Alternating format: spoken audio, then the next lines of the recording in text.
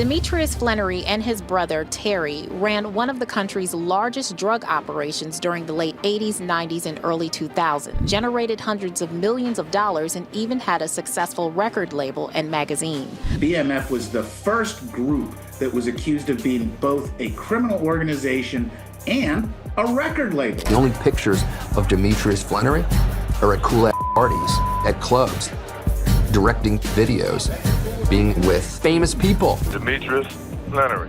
We had got so big that we ended up having so much money that we ended up having to spread it out all across the nation. The way I came up is like page 3 in the pamphlet tells you not to show everybody how much money you actually have. And they did it exactly the opposite.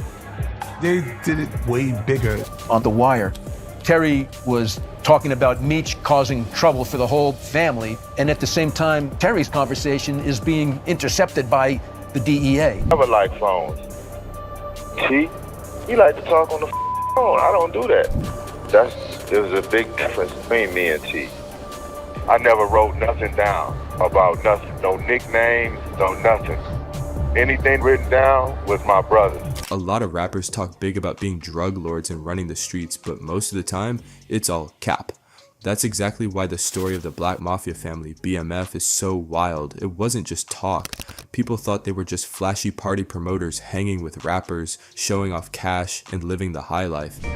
So much of the evidence was about lifestyle.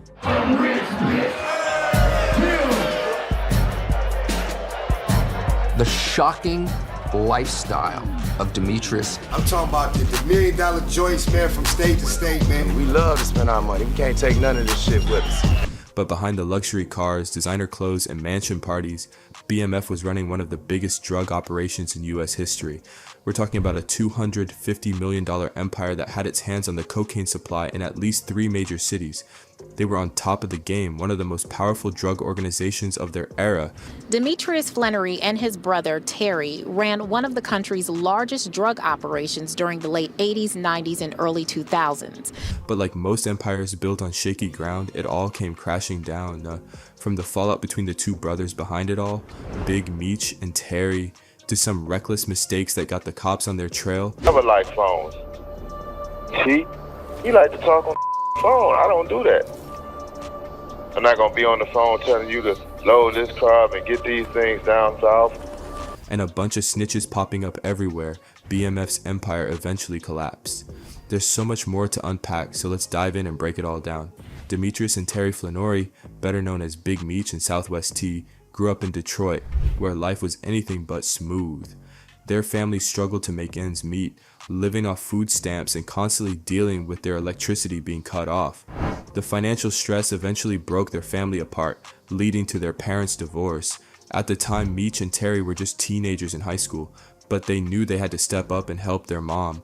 Watching her work hard but still struggle to pay the bills pushed them into hustling. They started small, selling weed in their neighborhood to bring in some extra cash. It wasn't glamorous, but it was enough to keep the lights on and food on the table. Things took a major turn when the brothers caught the attention of E.D. Boyd, a big player in Detroit's drug scene. Boyd was the man behind the 50 Boys crew, one of the most powerful and wealthiest groups in the city during the crack epidemic. Working for Boyd was like stepping into the big leagues for Meech and Terry. Boyd trusted them to move coke, and they quickly realized how much more money there was in dealing coke compared to selling weed. What started as a hustle to survive turned into a way to thrive. It's time to buy, let me get a half a brick, let me get 1 brick, let me get 2 bricks, let me get 3 bricks. With money coming in like never before, the brothers weren't just paying bills, they were living better than they ever imagined.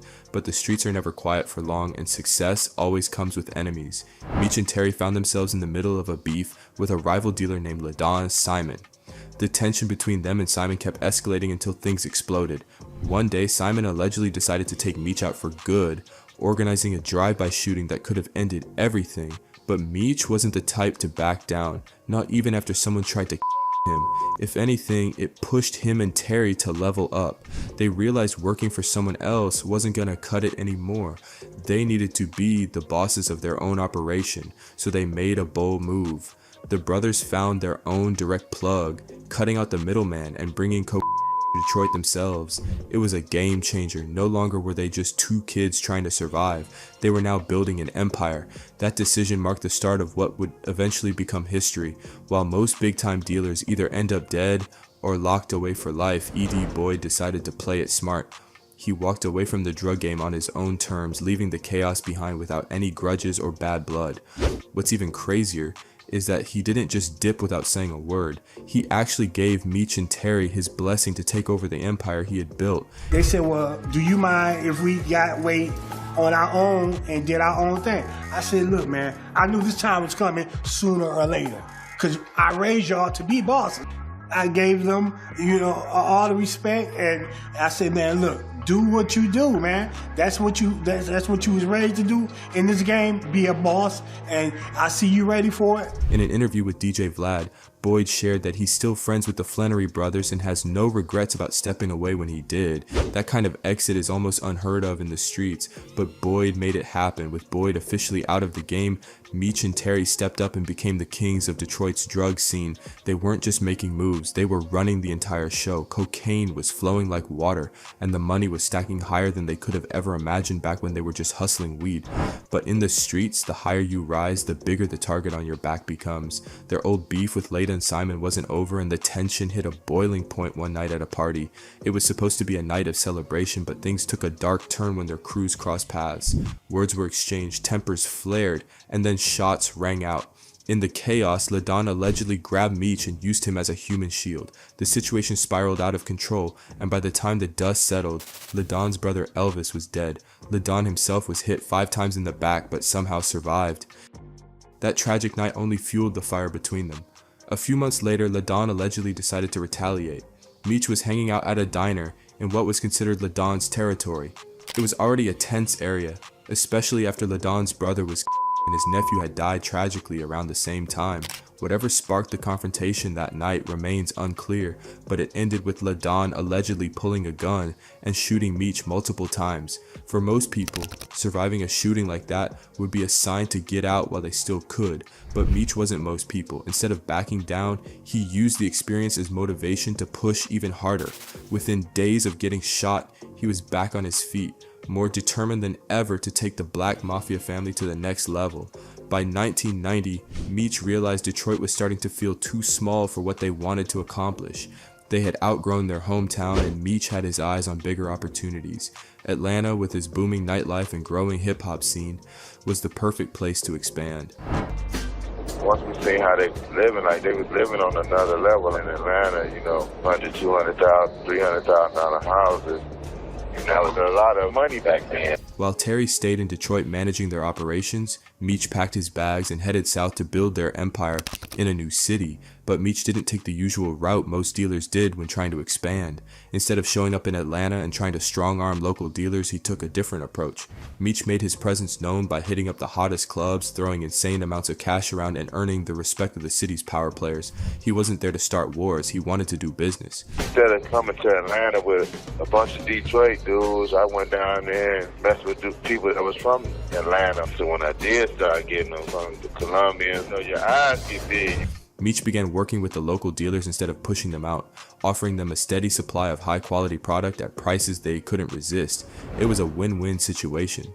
The locals got rich without the added stress of dealing with suppliers, and Meech built a massive network that stretched far beyond Detroit. This strategy allowed him to expand the BMF brand without unnecessary bloodshed, setting the stage for the empire they were about to build. At the height of their reign, Meech and Terry had a Colombian plug that supplied them with through routes in Florida, but as law enforcement started cracking down on those paths, Meech, ever the strategist, knew it was time to switch things up. Instead of risking everything on routes that were getting hot, he made a power move to Los Angeles to lock down a new West Coast connection. Atlanta got dry. There wasn't no work really around there like that. So much work was always coming out of Miami, out of Florida, period. You know what I mean? It was starting to change. I always went where the drugs were. So I went to LA. This allowed them to keep the supply flowing smoothly. With their operation now stretching across states like Alabama, Florida, Kentucky, Louisiana, Mississippi, Missouri, and North Carolina, the Flannery brothers were no longer just Detroit legends. They were building one of the most powerful drug organizations the country had ever seen. By the early 2000s, Meech and Terry weren't just running a massive drug empire, they were taking steps to cement their legacy. But Meech had bigger dreams than just being the king of the streets. He wanted BMF to be more than a criminal organization. He wanted it to be a brand that could reach into mainstream culture. Meech had always been about making big moves, so he decided to turn Black Mafia Family into something legit, or at least something that looked legit on paper. That's when he launched BMF Entertainment, a music label and promotion company. Now, hanging out with rappers and entertainers wasn't new for Meech and Terry. They were already rubbing shoulders with hip-hop's elite, showing up at clubs, throwing crazy amounts of cash around, and flexing their lifestyle. But this time, Meech took things up a notch. BMF Entertainment wasn't just about promoting parties. It became a platform to help launch the careers of several hip-hop artists. Names like Young Jeezy, Fabulous, and Trina all benefited from BMF's influence. Jeezy, in particular, often talked about Meech's generosity and how he wasn't just about business, he genuinely cared about the people around him. Meech wasn't just a boss, he was a leader, someone who inspired loyalty because of the way he treated his crew. What do you think made Meech, drew so many people to Meech? What was it? Because he cared, my nigga. Like, he really did. Like, like, he's a genuine dude. One of the most legendary stories that shows just how over-the-top Meech's lifestyle was happened during a trip to Cancun. But this wasn't your typical vacation with a few close friends. Meech, being Meech, went all out. He didn't just book some flights, he chartered an entire plane and brought 300 people with him. Imagine that. An entire plane packed with Meech's crew, including Young Jeezy and others, flying out to Cancun to party like there was no tomorrow. Champagne was flowing non-stop, the parties were insane, and every day was like a scene out of a Hollywood movie. One time, this motherfucker called me and said, "Yo, Jeezy, we going to Cancun." I said, "Who, Meech?" "We." "Who the fuck is we?" "Everybody. Call everybody you know." This motherfucker chartered a plane, not a jet, a plane, and took 300 people to Cancun, Mexico. Stories from that trip have gone down in hip-hop lore, solidifying Meech's reputation as the ultimate party king who spared no expense to show his people a good time. But it wasn't just Jeezy who saw the impact BMF was having on the music scene. Other big names in the industry started taking notice too.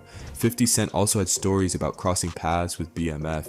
In a 2019 interview with DJ Drama, 50 reflected on his first impressions of Meech and his crew. By 2003, BMF was already so deeply embedded in the music industry that they couldn't be ignored. They were so deep in the music business, 50 said. When you can find your pockets, people like having you around. When you're at the nightclub and Puffy can't buy champagne because you bought all of it, they have to speak to you. They were so embedded into the music business because when you can find your pockets, people like you around. Right?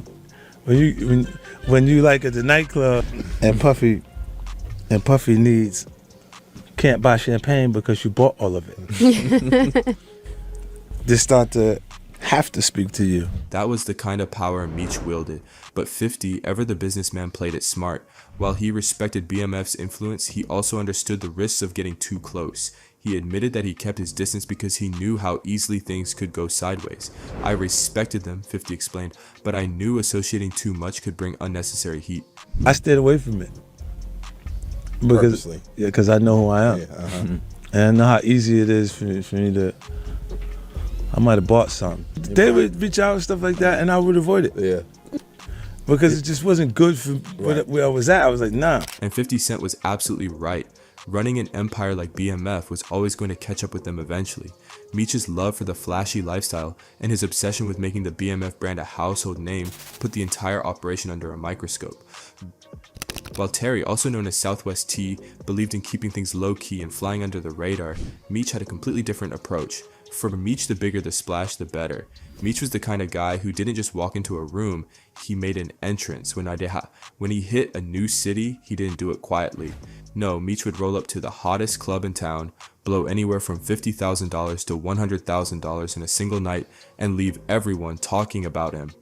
To outsiders, it might have looked like reckless spending, But for Meech, it was all part of his master plan. He wasn't just partying for fun, he was networking on a whole other level.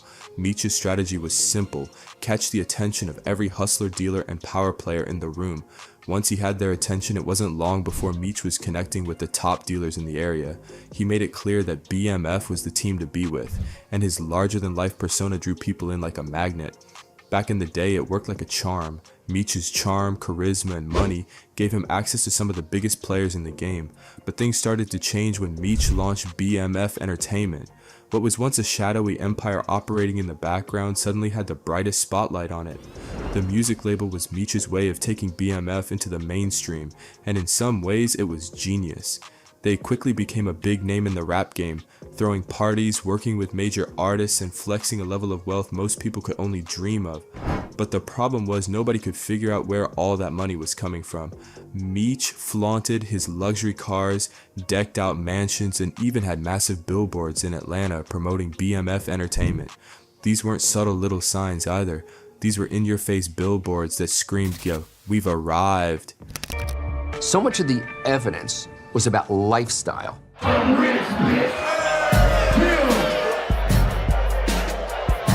The shocking lifestyle of Demetrius. The only pictures of Demetrius Flannery are at cool-ass parties, at clubs, directing videos, being with famous people. To people on the outside, it looked like Meech was just a savvy businessman living his best life. But for law enforcement, it was a massive red flag. While Meech was busy living it up and soaking in the spotlight, Terry couldn't shake the feeling that they were drawing too much attention. For Terry, it wasn't about being flashy or proving a point.